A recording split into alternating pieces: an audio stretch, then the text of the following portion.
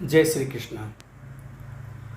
अध्याय 3 कर्मयोग, श्लोक संख्या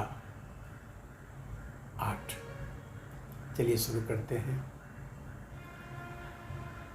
नियतं कुरु कर्म त्वं कर्म ज्यायो है कर्मणा शरीर्यात्रापि च तेन प्रसिद्धेत अकर्मण। नियतं कुरु कर्म, नियत करो कर्तव्य करने के लिए, अपना नियत कर्म करने के लिए, और कर्म ज्याय ही अकर्मणा,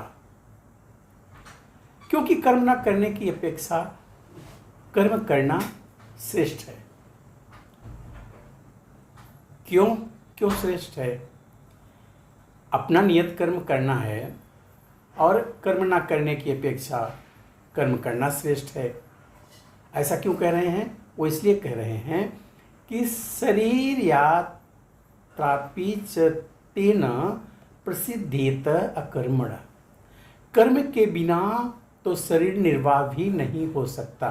अरे भाई, अगर जीना है तो सब कुछ आपको अगर कर किया हुआ मिल रहा है तो भी खाने का कर्म तो आपको करना ही है। तो बिना कर्म के तो कोई रह ही नहीं सकता। यहाँ पे वो चीज़ कह रहे हैं कि अपना जो नियत कर्म है वो तो आपको करना ही है, क्योंकि कर्म ना करने की अपेक्षा कर्म करना ज़्यादा श्रेष्ठ है। इसीलिए एक दूसरी बात ये भी कह रहे हैं कि कर्म के बिना तो शरीर निर्वाह भी नहीं हो सकता। ऐसे अनेक छद्म ध्यानी हैं जो अपने आप को उच्च कुलीन बताते हैं, तथा ऐसे बड़े बड़े व्यवसायी व्यक्ति हैं जो झूठा दिखावा करते हैं कि आध्यात्मिक जीवन में प्रगति करने के लिए उन्होंने सर्वस्व त्याग दिया है। श्री कृष्ण यह नहीं चाहते थे कि अर्जुन मिथ्याचारी बने, अपितु वे चाहते थे कि अर्जुन क्षत्रियों के लिए एक निर्दिष्ट धर्म का पालन करे। अर्जुन गृहस्थ था और एक सेना नायक भी था, अतः उसके लिए श्रेष्ठकर था कि वह उसी रूप में गृहस्थ क्षत्रिय के लिए निर्दिष्ट धार्मिक कर्तव्यों का पालन करे।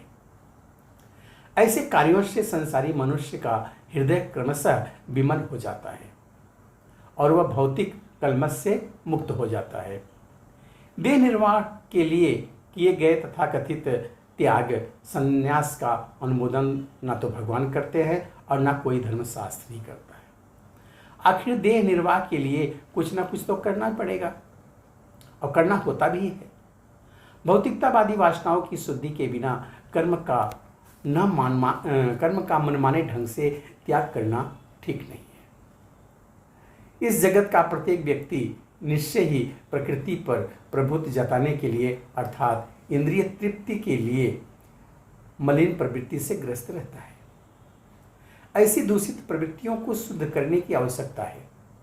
नियत कर्मों द्वारा ऐसा किए बिना मनुष्य को चाहिए कि तथाकथित अध्यात्मवादी योगी बनने का सारा काम छोड़कर अन्यों पर जीवित रहने का प्रयास न करें। मिलते हैं अगले वीडियो में एक और श्लोक के साथ। तब तक के लिए जय श्री कृष्ण।